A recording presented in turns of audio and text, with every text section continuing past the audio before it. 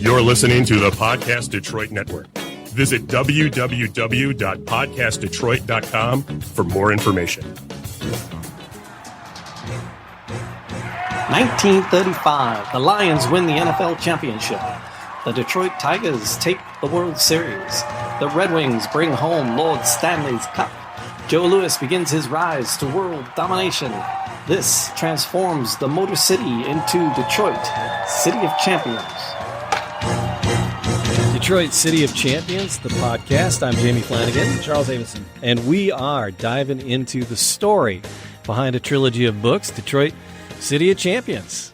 Yes. And we are, what, episode 8, is it? 7? I think we're 8. This is somewhere in there. We're deep. I might have to do a correction on the next show if it's not 7 or 8. I don't know. It's 7. It's 7. Is it really? All right, 7 it is. Yeah. 90%. I'm 90% sure it's 7. Well, I have no problem doing corrections. You know that, and I actually have a correction. Do you? To make. Yep. Really? And I also, but before I do that, I want to. Matt, is that camera on me real quick? All right. Hey, with that, I just got a little congratulations. I want to send out. Oh, real okay. Quick. Yep. What do you got? So it's my brother-in-law Ray. He's getting his bachelor's. He's graduating, and this Sunday, and he's getting it. So I just want to send out a message to Ray and tell him how much I love him. My brother-in-law, my sister, and everybody in our family. So congratulations, brother, and real proud of you. So that's exciting. I like it. Yeah. Oh, geez. It's like, what a time to be graduating. Tough times. That's what I'm saying. Like, it's, proud of, that's a tough battle. It's like, it can't be easy to finish this up right now, with all the stuff going on. So, right. We're real proud of him. Yeah, well, congratulations to him. That is very, very cool. Yep, and excitement. The fans go wild, right? For graduation, they're throwing the caps in the air. Yeah, exactly. Yeah. Like a video version, I suppose. My sister graduated too. She got promoted to an officer for the Coast Guard. Oh. In the middle of all this too, we had like a big Zoom thing there was like 150 people on the Zoom chat. It was crazy. We got a widescreen TV. Our whole family was there. Oh, nice. And there was like 150 other little thumbnail pictures of everybody. Yeah, so that was cool too. So we're proud of her too. So hey, love it. Yep, but the next thing is the negative, which is the correction from the last episode. Something we said.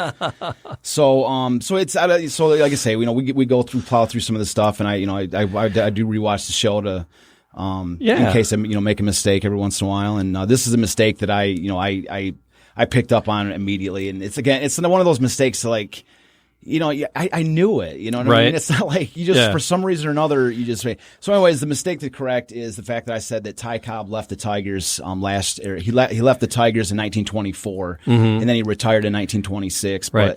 But in reality, he left the Tigers in 1926, and he retired in 1928 from Philadelphia. He played 2 years with the A's and then left after that. Right. So rather small, I guess you could say, but accuracy. We pride ourselves on accuracy. Oh well, that was the whole thing, because you put 7 years of research into these 3 books and the screenplay that you put together and all these stories behind it. You have so much information in your head. It just astounds me. Well, here's the thing is that the crazy thing about that particular fact is that, like, I knew it. And that's what I'm saying. Like, I'm not trying to, like, play Monday, Thursday evening quarterback. I knew that. I just like this.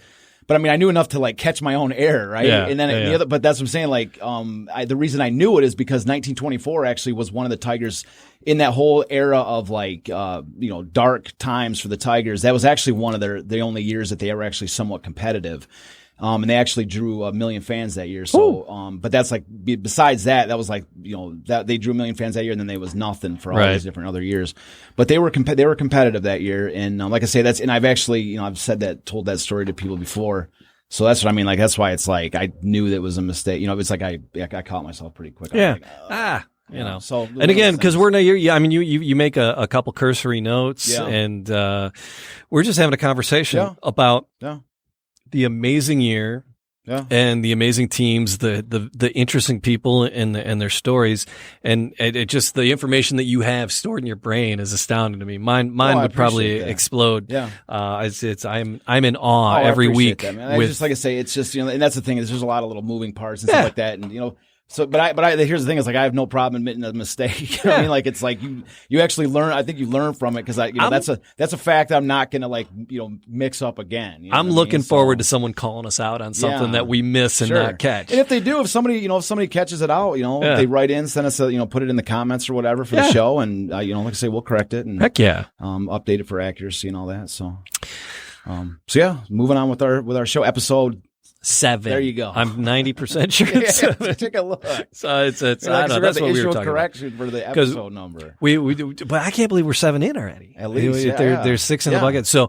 if you're listening, we appreciate you taking some time to live through these stories with us as Charles shares these stories with me and with you. So go ahead and if you could be a ginormous favor to us is to hit a subscribe button or or follow, like it, share it, all that stuff. Wherever you're at, whatever the device is, ring the bell. We had great viewership last week. There was 1,000 viewers. Man. I know. Like it was great. Like that. I mean, I think we were joking at the beginning of the episode. They said something like, y'all 12 people that are watching. I'm like, I think there's going to be a few more than that. I think there's like 1,000 or so. I think I predicted it. And the crowd goes wild. Yeah. Like I think we actually had some pretty, everything starts small, but before you know it, we're going to have like 1 million people or something, we'll see. But that's what we're going to be talking about. We're going to be talking about how the crowd goes wild and how this 1934 and then 1935 year, with this Tiger mania.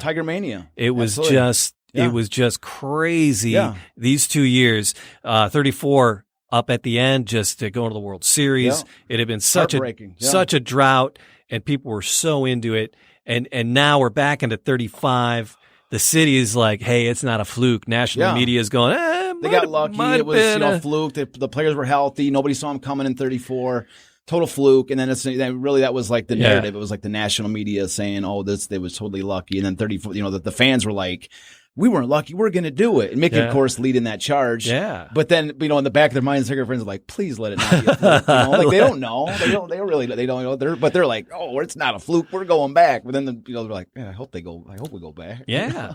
So, and that's the thing, right? So what can you tell me about the fans from 1934 and 1935? That's what we're diving into. So the episode, I put the title of the episode is Stick a Feather in Your Hat for the Tigers. Okay. Stick a Feather in Your Hat for the Tigers.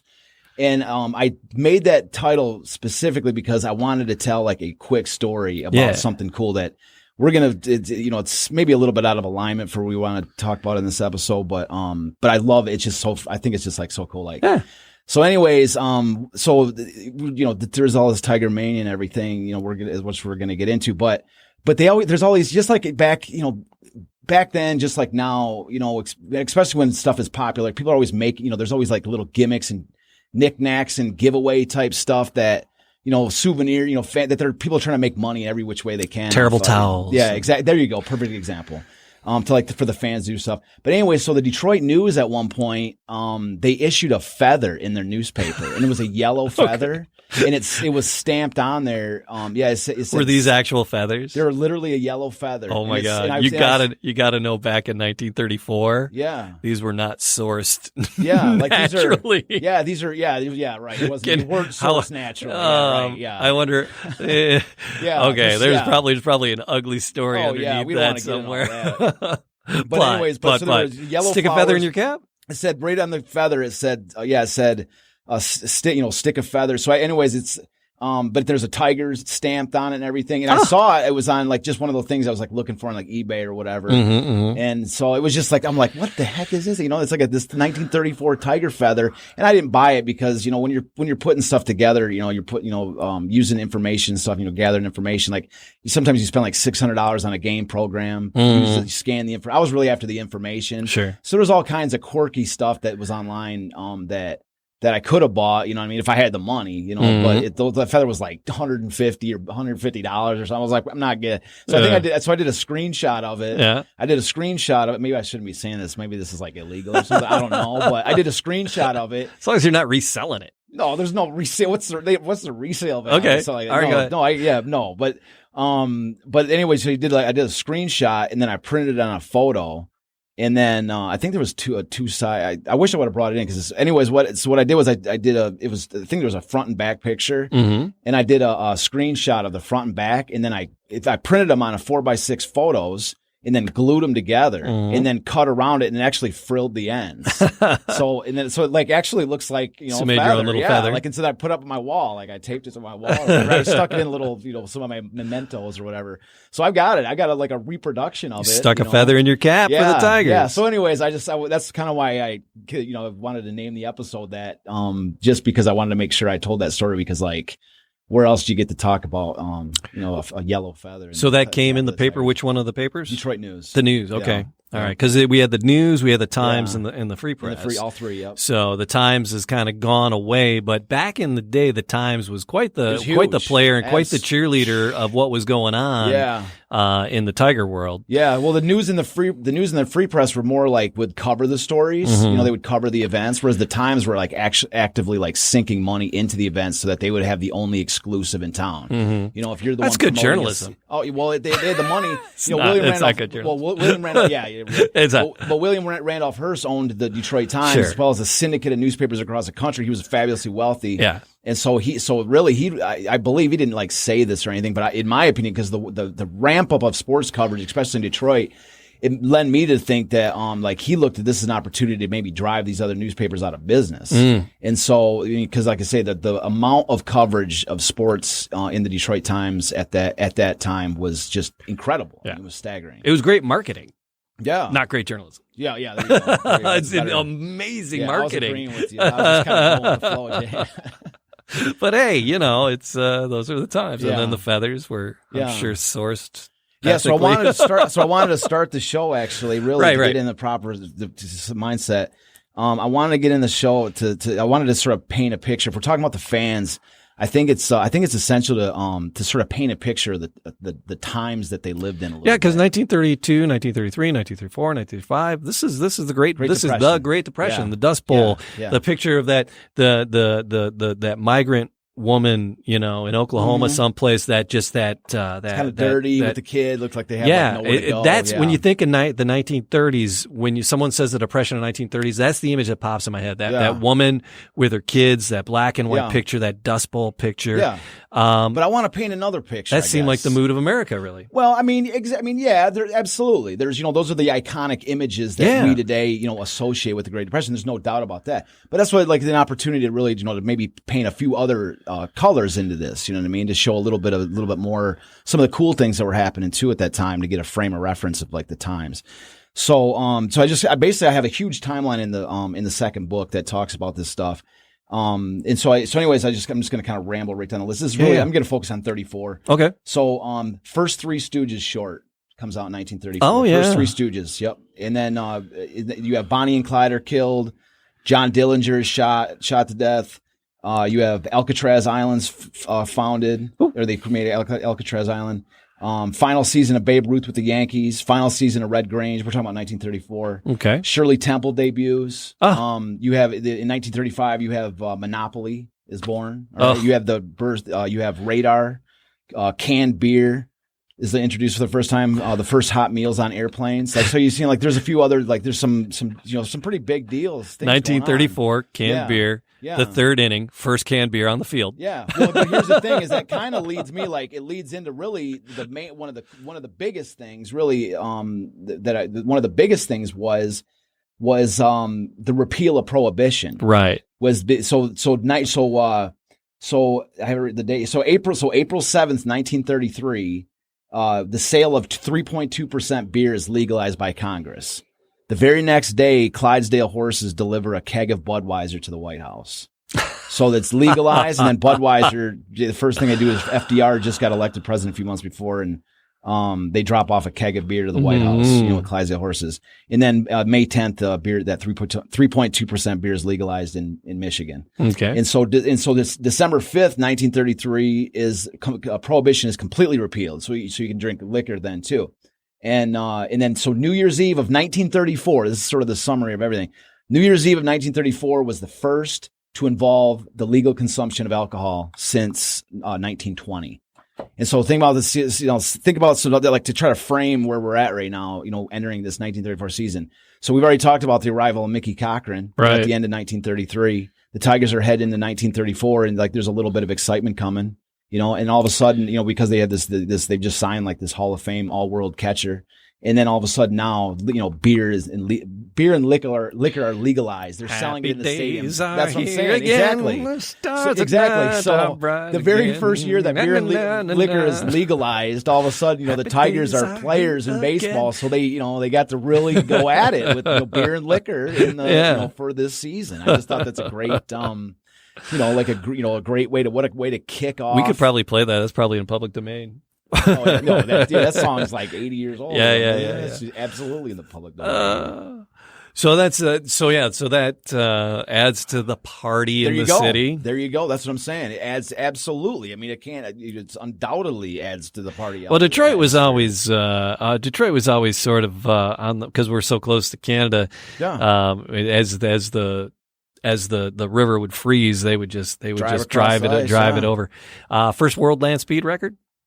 Henry Ford on the Detroit River. Is it really? And it's like 65 miles an hour or something. Yeah. Henry Ford set the first land speed record. Really? On the Detroit River while it was frozen. Really? That's awesome. Yeah. He had a driver who, and then the driver was scared and he was like, poo, I'll do it. Oh, really? He drove it himself? Yeah. Nice. And then great. From there, they went to Florida. On the I would have beaches. thought maybe he would have got like some kind of a water record because he's going fast on water. Yeah. I mean, it's frozen, but he's on water.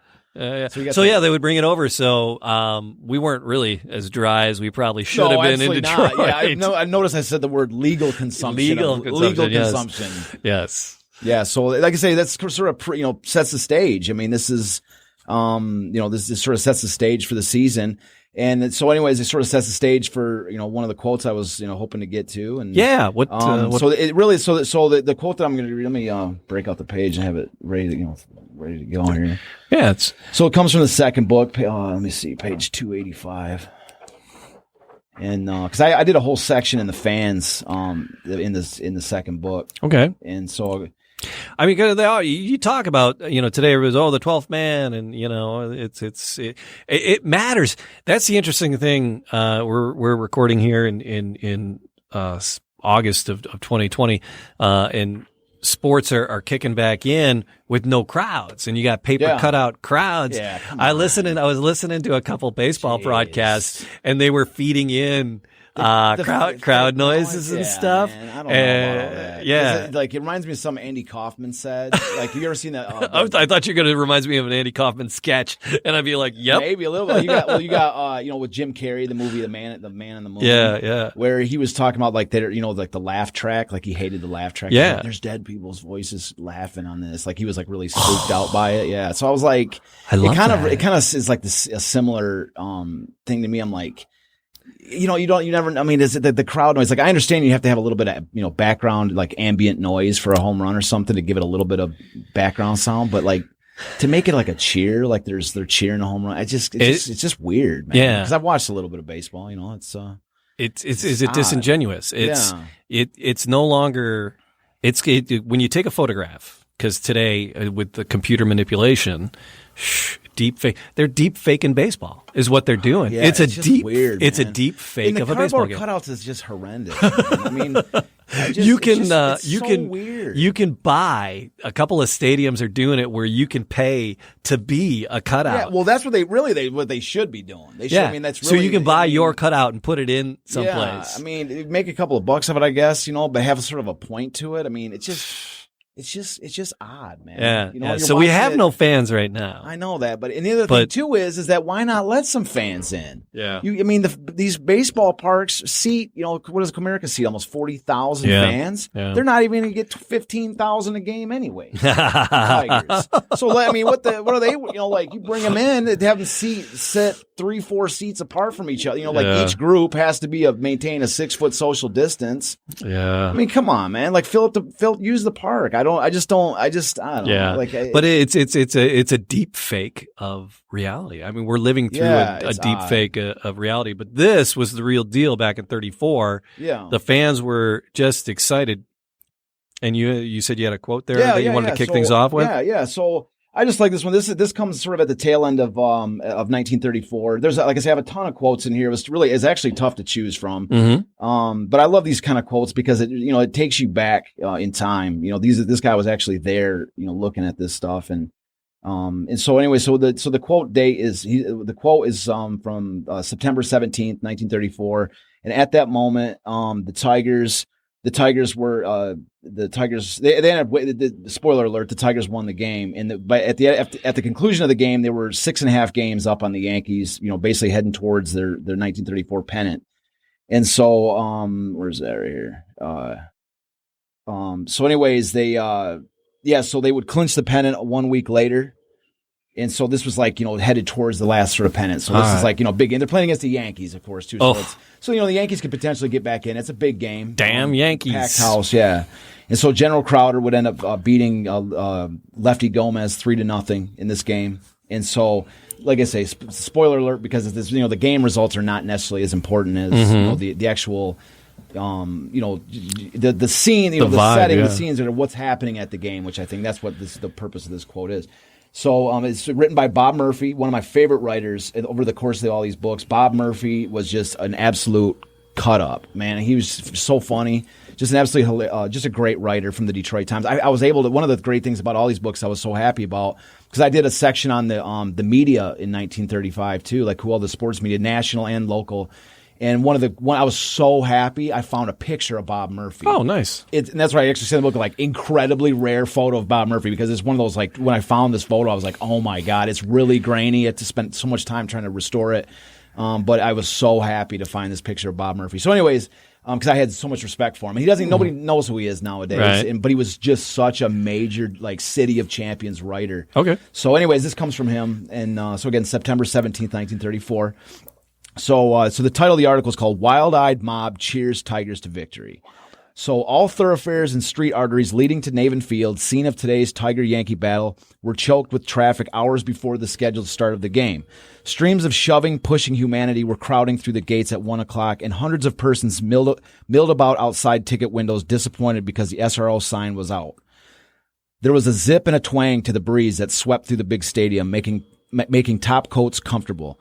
It was probably the best-natured crowd of the year that stormed the turnstiles. There was shouting and hurrahing from every corner. Beer vendors, despite the chilly breeze, were being given a nice workout. Center field bleachers were practically filled at 1:30, and hundreds were ganging into the unreserved grandstand seats from all entrances. The Tigers appeared on the field shortly after 1:30 o'clock and were given a noisy welcome. Flea Clifton, who scored the winning run in Sunday's game with Washington, went out to the pitcher's box to serve up offerings for batting practice. The big crowd let out a roar as some lad in the right field bleachers made a headlong dive for a schoolboy row hit over the screen. He fell down 3 rows of seats but came up smiling with the ball. The Yankees filed out at 1:45 and received a resounding chorus of cheers. Just to make them feel at home, one group organized to give the Bronx cheer. The once mighty George Herman Ruth was one of the last to totter from the dugout to the field. The great crowd arose and roared an ovation that must have done the soul of the aging and ailing Bambino good. The right field bleachers were overflowing before 2 o'clock. Few unreserved seats were vacant. The newsreel cameraman beckoned Ruth from the dugout, and he posed with Schoolboy Rowe for 5 or 6 minutes. When it was all over, the great man from Gotham affectionately patted the schoolboy on the shoulder. And so the next little header: fight for balls. By 2:15 o'clock, the crowds were lined behind a wire in center field. Then the fun started as the Yankees took their batting practice. Men, women, and children dove, pushed, shoved, and fought for all balls hit in their direction. It was one stampede after another, with the crowd applauding and cheering. The spectators made no bones about taking the balls away from the helpless fielder. A goodly sum of dough went overboard in the item of lost balls. The center field overflow crowd was fast reaching near riot proportions. An outfielder took his life in his hands if he attempted to catch one of the balls hit in the batting practice. Boys will be boys, and that goes for girls too. The 4 umpires assigned to handle the game were George Moriarty, Bill McGowan, Bill Dineen, and Red Ormsby. They scratched their noggins and looked puzzled as they watched the actions of the rampant crowd. Packed to the rafters. That's the header for the next little thing here. A group of uniformed music makers came into the second deck shortly past 2:30 and started blaring away. This caught the fancy of the big crowd more than ever. They swayed and cheered and were making much hey-hey as the Tigers romped out from the infield practice. Order was restored in the center field precincts when some 20 or 30 policemen lined themselves in front of the crowd. The crowd liked this too. This crowd today likes anything. It can take its fun where it finds it. Mr. Navin's big concrete house was literally packed to the rafters. Even the box seats were 3/4 filled 20 minutes before game time. The Tigers snapped through their infield workout as the milling humanity continued to pour through the gates and into the field. Before 5 and 6,000 were lined around the field and perched on the fence in center field. The press box was jammed with scribes from most of the country's leading newspapers. All seemed eager to concede the Tigers as good as in. El Gufo Gomez, i.e. Lefty Gomez, the Yanks' great pitcher, posed with Schoolboy Rowe. Crowder then came out and started warming up for the Tigers. Gomez unlimbered his left wing for the Yankees. Mounted policemen rode into center field to render succor and aid to their fellow bluecoats who were attempting to hold back the overflow crowd. The umpires assembled at home plate with manager Joe McCarthy of the Yankees and Mickey Cochran of the Tigers. Grounds rules were discussed, cussed, and whatnot. The crowd by this time was restless, ready for the colorful battle to begin. The jabbering changed into a rumble sound and then into a deafening roar as the Tigers rushed to their position. The game was on. Oh, nice. Man, that's just the vintage language. Yeah, he takes you there. The gentleman from Gotham. What did he call him? It's the gentleman. I closed the book. You should ask me that question. I had a book off. I love that. I'll look it up. He called him the giant from Gotham. And it was the scribes. He 285, I think. Yeah, and then. The scribes, he called the reporter the scribes from across. That's what I'm saying. Like, it was almost poetry. You know what I mean? Like, because the newspapers were the primary vehicle of information at that time. Yeah. So, like, the writers were like elite, man. You had to be elite of the elite to be a newspaper writer back then. Yeah. So, what did they call him? They said they called Babe the from Gotham. Yeah, it was. I just love that. I'm getting all Batman with Babe with the old great Babe man Ruth from thing. Gotham. Was that the point one? Yeah. Yeah, great man from Gotham. Yep. Yeah, it said, but it was, you've got, Ruth comes out, tips his cap. It was the last year for Babe Ruth. That's what I mentioned in that, in that beginning. But it was Ruth's last year. And, and he, was he playing a lot that year? Yeah, he played significant. He was always good, even in his last couple of. Even his last year, his final year, he finished in Boston, not the Red Sox, but the National League team. I think it was the Braves back at that point. Yeah. But he had a good year in 1934 too. He's just like, he's been playing for years. He goes back to the Ty Cobb, the end of the, Ty Cobb. He goes back to the Ty Cobb era, but he wasn't in the same Cobb was younger than him. Yeah. But but he'd been playing for forever, so it was really his last hurrah. And so when Babe comes out, tips his cap. It doesn't matter where he's at. The Tiger Nation loves him. He did some of the biggest moonshots ever seen at old Tiger Stadium, Navin Field. Yeah. So the Navin Field. So that was Michigan and Trumbull. They weren't called that prior to Tiger Stadium that time. So Navin Field, that was the same spot, became Briggs Stadium and then Tiger Stadium. Yep. So it was the same spot. And lots of the look of the stadium, it didn't change a whole ton. They added to it, but the core of it was replicated just added on, and to me improved but the look of it stayed the same. It was the same footprint, and they extended onto it. And to me, it's to me the way the evolution of Navin Field to Briggs Stadium and then Tiger Stadium, that to me, because I've got this whole other, we've already said it, this whole other baseball project where I'm starting, and I hesitate to go too far into it. We totally off track.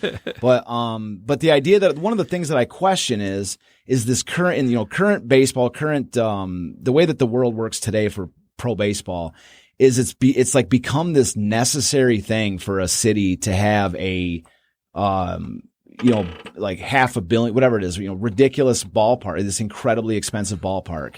It's like if you don't even trying to get in an independent baseball team or even a minor league team, the first question anybody ever asks is where are you going to get the money to build $100 million stadium? Right. You're like, no, I just want to start a team. I want to start a professional team. And they're like, yeah, well, you need $100 million stadium, and you're like, no, what are you talking about? That's what I'm saying. Back then, that was, the evolution of, Navin Field, to Briggs, to Tiger Stadium. As you point out there, it was the same footprint. They just added onto it over the years, and they built it according to the needs of the fans, what was coming out. And I just think that, in this in the current world, it's you got to start massive and you got to start with the biggest ballpark with 30,000 seats or whatever. And to me, that seems kind of crazy because it's you don't even know really especially these minor league teams, you don't even know like how many fans you're going to be able to see, like are going to even show up to your games. Right. Like why not build a smaller park, a nice park, and then evolve it with the, reinvest the profits and evolve it gradually, so anyways, yeah, it's, and I think the answer really to that question is, if there is a question about, why they do it, it's just because, it's almost like they sell the ballpark now more than the product on the field. But again, we can start drifting off into it. So that's and I'm that. But kind that's of how they sports did fan. it. Was they evolved it? They evolved it. Yeah. Yeah, I find that. They evolved it from in Navin, as we mentioned in an earlier episode of Navin, is that his entire he like unlike a lot of these other owners, his income was dependent on the Tigers. Yeah. So whereas a lot of these other owners were like wealthy industrialists that just did baseball for fun, like his ability to turn a profit on the Tigers and reinvest the money into the ballpark and such like this was like, that's what he did. That was his primary thing. He wasn't like a wealthy magnate for the, chewing gum fortune that came into this, So that's what I mean. So he reinvested his profits wisely, evolved the stadium over the years. In the 34 and 35 season, all the revenue they brought in from the season and from the World Series is what allowed them to expand it into what became Briggs Stadium. That was the next evolution of it. They reinvested the money wisely. So. Yeah. There was where was I going? I had something I was going to say to you. I distracted about the imagery in that article that you read about the police coming onto the field with their horses. Yeah, they had to be reinforced. Did you catch the point where they had to be reinforced? Like they already had 20 or 30 cops, and there was already a near riot. They had to we need reinforcements for the center field section. They had like standing room only. On the field. So people were on the field. On the field, roped off. Yeah. They had to just drag a rope in front of them and say, don't cross this rope. Can you imagine today people following rules the way they follow? Yeah, but think how cool that would be. Oh, no, it's amazing. Wouldn't that be great? Isn't that awesome? Amazing. Yeah, that's what I'm saying. That's what I'm saying. Baseball today, again, we're drifting a little bit into my other stuff. We, I'm just going to stop apologizing for it because it's going to happen, But baseball today is too sanitized. Yes. It's sanitized. You can never besides do that just today. the Corona thing, I'm not trying to say because of this. Of course, it needs to be. I'm talking about, but every other component, like like this, like a roped out field. People are like, oh god, they're roped off the field to have fans. Well, that's cool, man. In like the last 2 years, it's like more and more and more netting. Yeah, up that's around, what I'm saying. and it's all because of because they hit it harder than ever. And the balls are moving faster. Are they not? I don't know. I mean, the ball hits off a bat. I mean, if a 90, I guess maybe you throw a few miles an hour fastball. Again, it's because people. I mean, a lot of it's because people are on their cell phones, not paying attention, and the ball gets ricocheted off a bat and hits them in the face. That's the reason. That's one of the reasons why. Get off your phone. I'm not trying to. When you're in the stands, you need to feel something. I'm not trying to make anybody. I having to be politically correct and go, defend a position or this. But I'm just saying, like. Baseball has existed for 100 years. Right. All right. Netting behind home plate has been there. But the netting, what's changed in the last 10, 15 years that necessitates putting netting all along the entire field to protect every fan in the stadium. What's changed? Attorneys. But there's been attorneys forever too, But that's what I'm saying. TV attorneys. I mean, and I'm not just saying it's all cell phone stuff, but it's an example of what I'm talking about. Whatever the reason, I'm not trying to even say that they should take it down, but I'm saying that's another example and another example. We could sit here if we want to spend all show talking about it. That's just this is it. Like that's what I'm talking about. Though there's so many different sanitizing elements to the game. With the nets going up around the sides now, you never.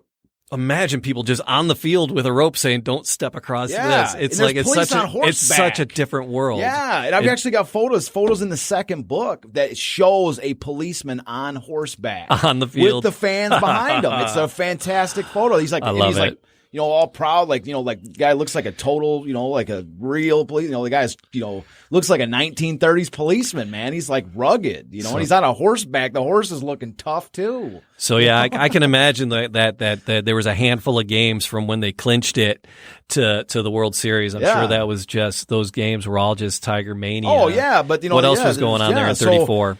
So the next sort of component I wanted to talk about was in relations to the fans, is not just like what it was like to be there or whatever, but the impact of this season, like sort of on the fans of Michigan and Detroit. Okay. Because the impacts of this season are profound. There are so many different elements that are important. And this is a rare opportunity to talk about something that's like sort of just gets overlooked, or never really discussed, which is this season is what made Michigan a Tiger nation, right? Before 1934, 1935, the Tigers were a Detroit team, right? If the people that went and watched the Tigers were Detroiters.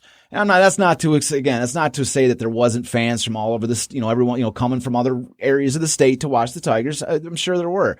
But to bring the entire state in, to make the entire state basically like a universal Tiger nation, that is what happened. That's why this season was so key. And one of the main triggers of that having happened was WXYZ radio station. Okay. So 1934, this is the Michigan Radio Network. So 1934, they bring in Harry Heilman. Okay. Harry Heilman's there's two major names like in the world of early Tiger broadcasting.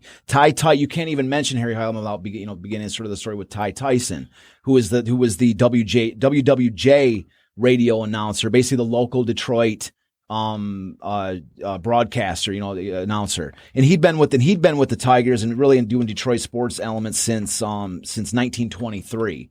And so he's like, one of the things that he broadcast the first University of Michigan, U of M football games. Oh. And when he wanted to broadcast one of those U of M games, the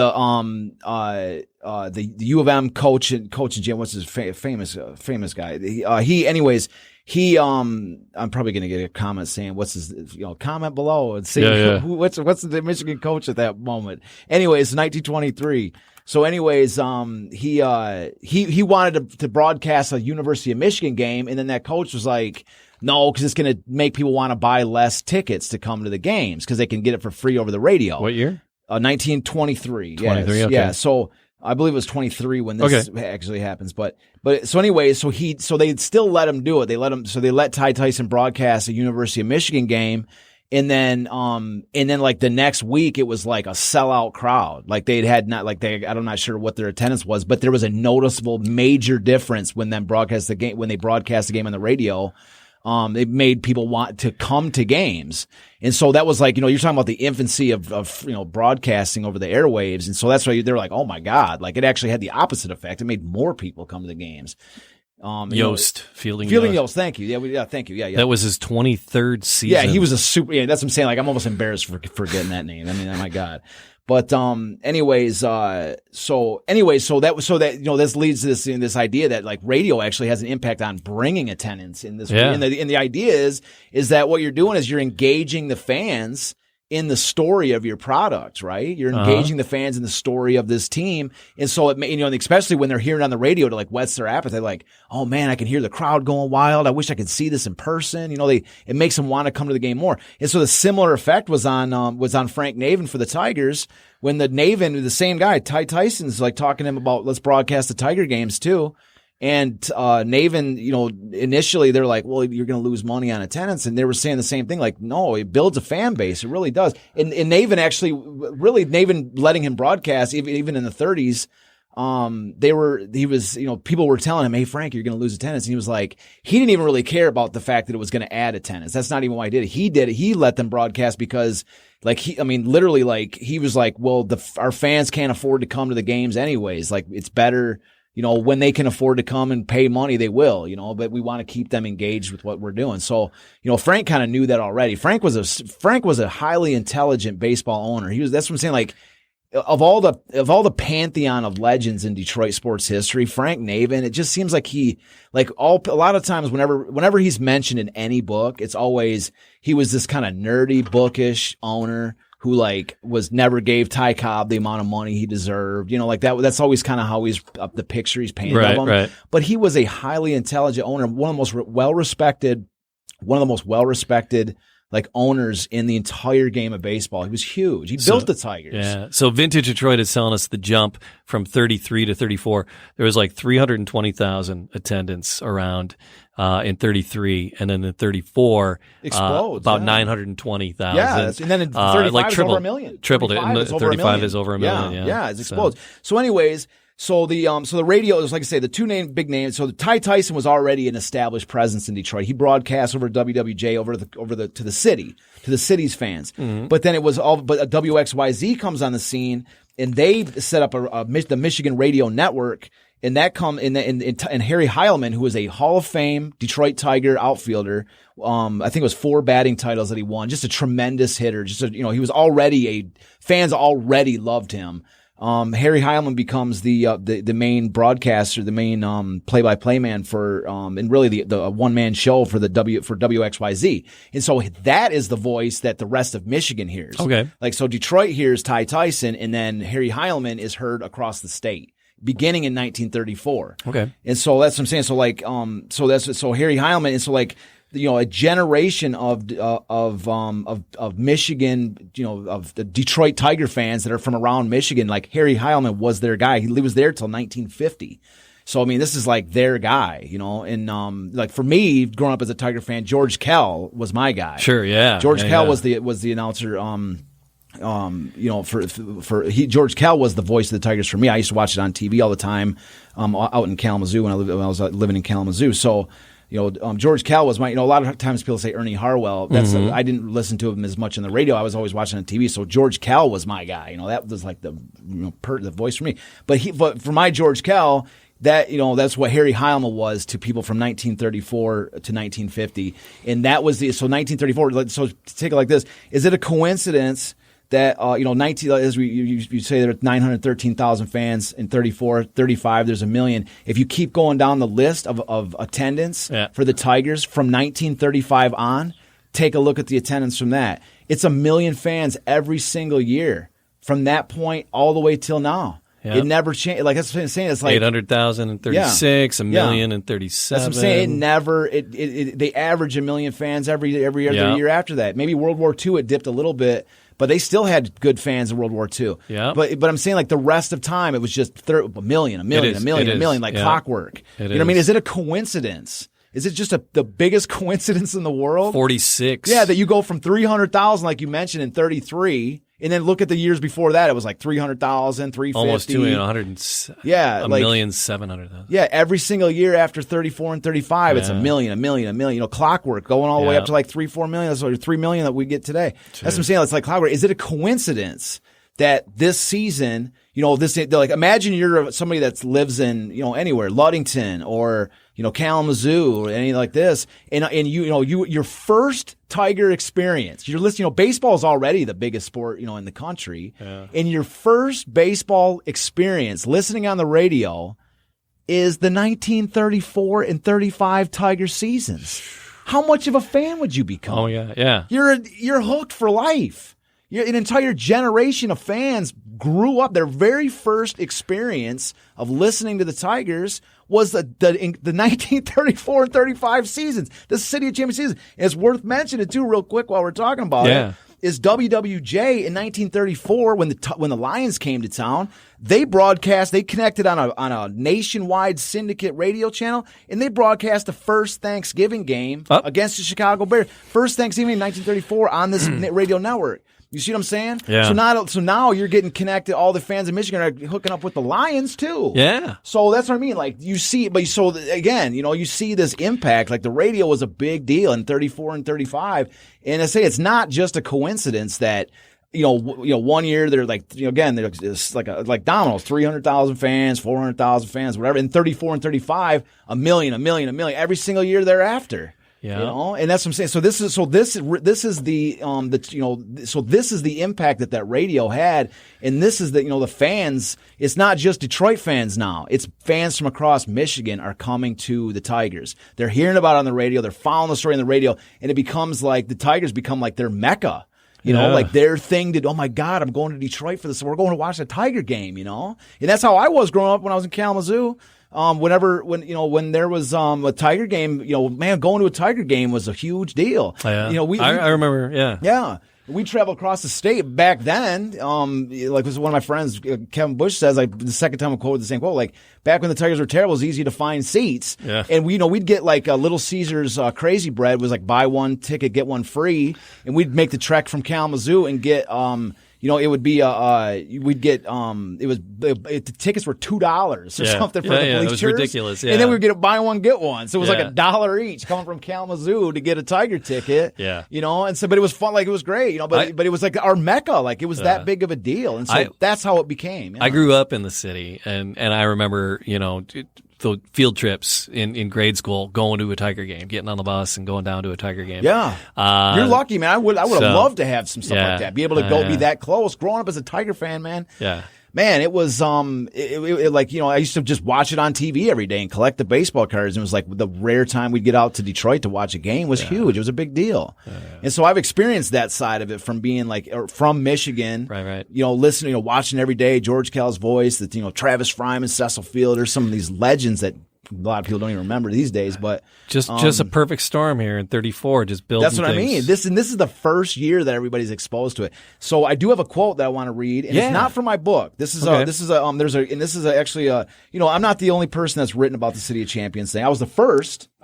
These books are the first ones to come out talking about the City of Champions story. That's a fact. No other books out there mention City of Champions story or Champions Day, especially. Yeah. That discovery is mine. And so, seriously, I'm the first one to mention Champions Day, that there was. So let's just make that clear real quick. Sure.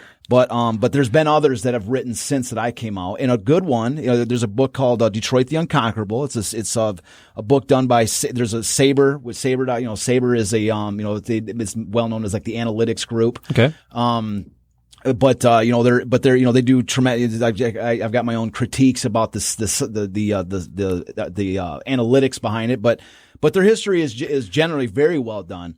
And so this particular, there's a book that was basically like a Sabre project called Detroit the Unconquerable, and there's a writer in the book his name is Matt Bone. I hope I'm pronouncing it right. His last name is spelled Bohn. In the article, it's this online article, and the article is titled "Good Afternoon, Boys and Girls: The 1935 Tigers on the Radio." That's the my little introduction to the to this article, and so you can find it online. But this is a great little quote that talks about how big. I really think it's this is not in my books, and I just think that he did a fantastic job of finding a quote from somebody at this moment that shows just how big of a deal the Tigers were, and how cool it was. So, the quote that he uses comes from a guy, from the New London, Connecticut Day named John DeGange, who wrote in September 1934, which is approximately when the quote earlier that I read came out. So it says, so this is the quote. So, on a typical day, it was possible to walk the streets of Detroit and never miss a word of the play-by-play emanating from radios in shops and homes. So this is John DeGange. So he's kind of introducing John DeGange of the New London, Connecticut Day, wrote about his experience driving through Detroit in September 1934. So he's just driving through Detroit and he's telling you what it was like. Okay. And he introduced it by saying on a typical day it was possible to walk through the streets of Detroit and never miss a word of the play-by-play. So that you don't even have to have your radio streaming on. Out every window. There's so many radios going on, you can hear it. So this is his actual words. Even before I reached Dearborn, the radio broadcast of pregame activity had begun. From there, at every gas station and wayside shop, a continuous radio broadcast of the game could be heard from an automobile traveling along the road at a normal cruising speed. As soon as the car passed beyond hearing distance of one radio set, another loudspeaker could be heard just ahead. It went that way almost without interruption from Dearborn through Detroit. Even the customs officials at the tunnel, which takes you from Michigan into Canada, had a radio set turned on to the game. The following summer, as the Tigers neared their second straight pennant, the Associated Press reported that throughout Michigan, radios blare out accounts of the game from almost every storefront. Merchandise is only barely visible through shop windows covered by the score by innings. Fans gather at their radio spots every afternoon, whether the Tigers are at home or not. In cities throughout the state, excitement is at fever heat. Accounts of the games are announced through amplifying systems to crowds, which in several cities have reached 3,000. You get the picture. This is, you can go, anywhere. Yeah. So you can go anywhere, and the fact that you could walk through a street and hear the game. Yeah. And he says you can continuously hear you're not going to miss a single play in the play-by-play. They talk about that. For me growing up, it was CKLW. In the Big 8, in Detroit, and the Big 8. What is that? I'm sorry, Jamie. I'm not sure what that is. CKLW. I didn't grow up here. It's music. It was a Canadian music station. Right. It was the AM 800 CKLW, and it changed music. It changed. It changed everything. You hear people telling stories of the same thing about you didn't have to have a radio to listen to CKLW really? Okay. because it would be streaming out of windows. It would be coming out of cars. Just everybody would listen to CKLW. Yeah. I mean, they're responsible for everything, good or bad. I mean, the people that were programming CKLW went on to create MTV. Program the early years of MTV. Oh, all right. And I mean, I can see. They've gone everywhere. The signal was just so massive, and it just bounced everywhere. I mean, it covered the Midwest entirely and a ton more. Yeah. It's just impactful. And so just as you were talking about that, I remember. Well, that article does a good job too, talking about like the different radios, brilliant. where they were set up, like the different broadcasts. Yeah. So it's really worth, if you catch the title of the article, it's really, the entire article is really well done. So the city got really fired up, and people were like, "Hey, we should probably bring another team in here and cash in on this." There you go, Lions. Yeah, that's what I mean. Yeah, so this is that just sort of it brings with the city in this crazy excitement, the NFL sees an opportunity. There's this fantastic team in Portsmouth, Ohio. Are we leading up now to the 34 Lions? I think so. I think we're gonna jump into the There Lions. is another show we can do between, but we can also save that. All right, we'll get to the Lions. The Lions are coming. It's tough to pick which one we want to do next. Like I mean, we have a list of like 100 episodes at least. Yeah. I mean, there's so many potential episodes. We just added 2 more potential episodes just the other day. Like, we'll talk about some, but the Lions are coming. That it was exciting. We will talk about the Lions. Yeah, but soon. I mean, we can just set it up just in case. I mean, tee it up. I mean, the idea is that this is the environment that we could tee up the movie too. Like, there's a baseball movie that was filmed in this moment. So the excited backdrop about that. Yeah, me too. Like, so I want to do a screening of that movie. I would like to. I would love to. Once we get rolling here, it's an amazing and let some movie. people know about this. Yeah. I want to share that with people. No, this is just for the viewers that are watching this now or listening to it. This is what's so incredible. We'll tee this one up too. Might as well. I mean, in 1934, MLB they wanted to do a movie to show what baseball was, so they could broadcast it across the country and spread the concept of baseball to maybe to the corners of the country that hadn't experienced it. And they used Detroit as a backdrop to film the first MLB movie with sound. It's I found it when I was doing all this research. I got the original articles that talk about them making the movie. George Moriarty, one of the total legend, was the guy that directed it and filmed it. He was a former player for the Tigers. I mentioned him in the quote we just did now, George Moriarty. It was an umpire in 34 and 35.